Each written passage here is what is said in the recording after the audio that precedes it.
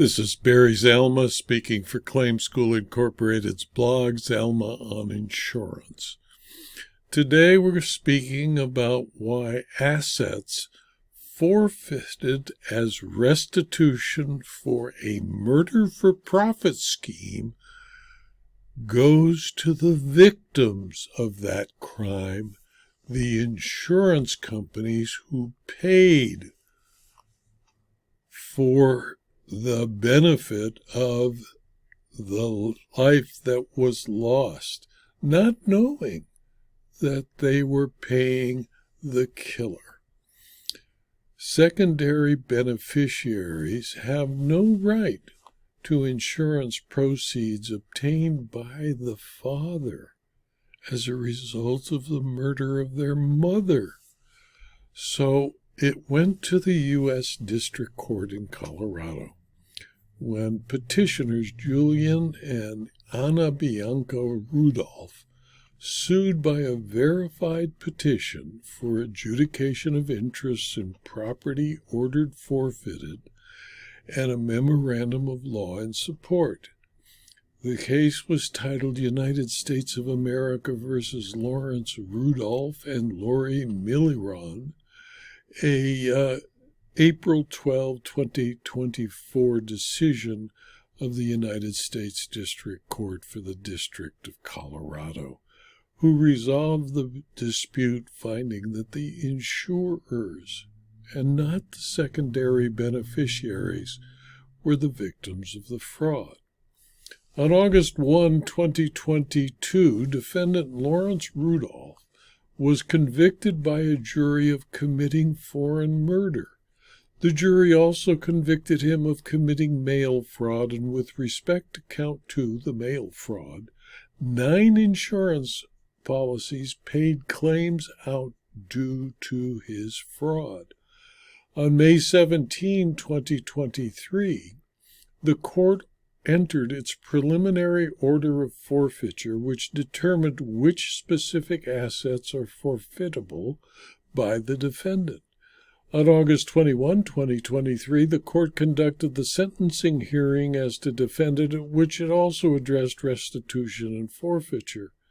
The court ordered that the defendant must pay $4,877,744.93 in restitution to the insurance company victims as set forth in the life insurance payments.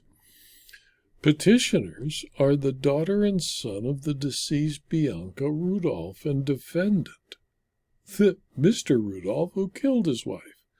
They petitioned the USDC for an ancillary hearing based on their legal interests, both personally and on behalf of their deceased mother's estate and certain assets this court ordered forfeited to the United States. Prior to her death, Bianca Rudolph obtained 9 life insurance policies from 7 different insurance carriers. Petitioners are specifically listed as contingent beneficiaries on 3 of the insurance policies, meaning they would receive the proceeds if the primary beneficiary, namely the defendant or the Rudolph Trust, is disqualified in any way. Defendant began collecting on the life insurance policies almost immediately after Bianca Rudolph's death in October of 2016, receiving $4,877,744.93 in insurance proceeds between January and March of 2017. In doing so, Rudolph hid the fact that he murdered Bianca Rudolph.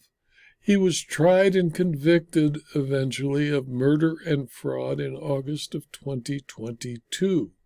After conclusion of the trial, the government moved for an order that Defendant 1 forfeit property identified as proceeds of his insurance fraud offense, and 2 pay mandatory restitution to the victims of his crimes. To establish that they have statutory standing, petitioners must first demonstrate that they have a legal interest in the property to contest the forfeiture. petitioners have the burden to prove a legal interest in the property exists.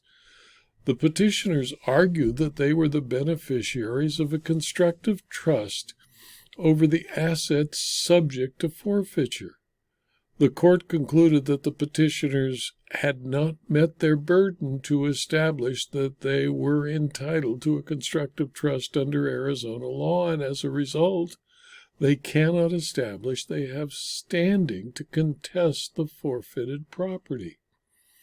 In Arizona, a court may impose a constructive trust when title to property has been obtained through actual fraud, misrepresentation, concealment, undue influence, duress, or similar means, or if there has been a breach of a fiduciary duty. The Arizona cases do not say a constructive trust can be imposed in situations where it is necessary to compel one who unfairly holds a property interest to convey that interest to another to whom it justly belongs. So, to whom does the insurance proceeds justly belong? The court found that the petitioners are not entitled to a constructive trust.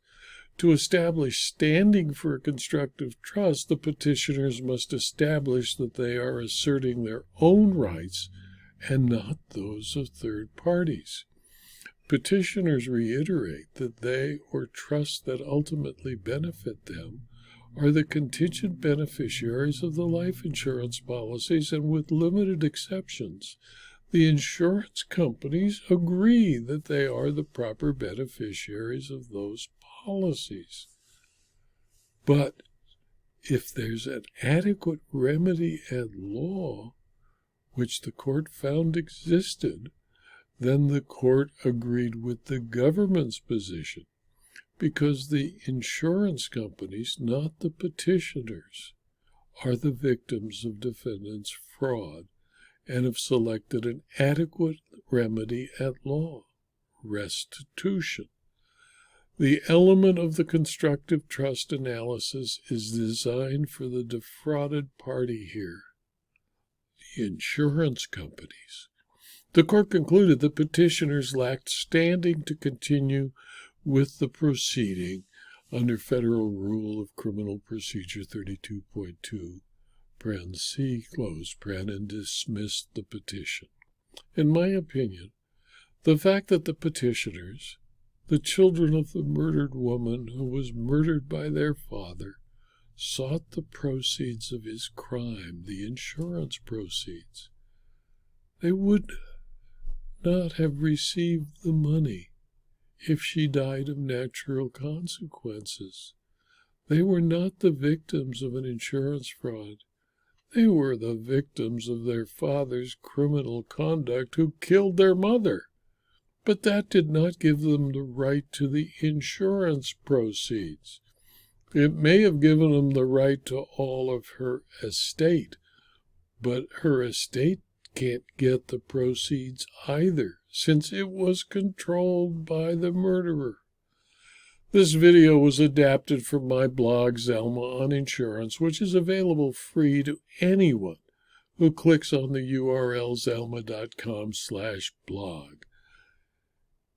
You will receive notice of every blog posting, usually 5, sometimes 6 a week, and you'll have access to the more than 4,750 blog postings. You can also subscribe to the videos on YouTube and on rumble.com, and if you do, I'd appreciate it if you click on the like button on YouTube and the thumbs up button on Rumble, and also subscribe to the videos. And please tell your friends and colleagues about this blog and the videos, and let them also subscribe. And if you're interested in further detail about insurance, insurance law, insurance fraud, and insurance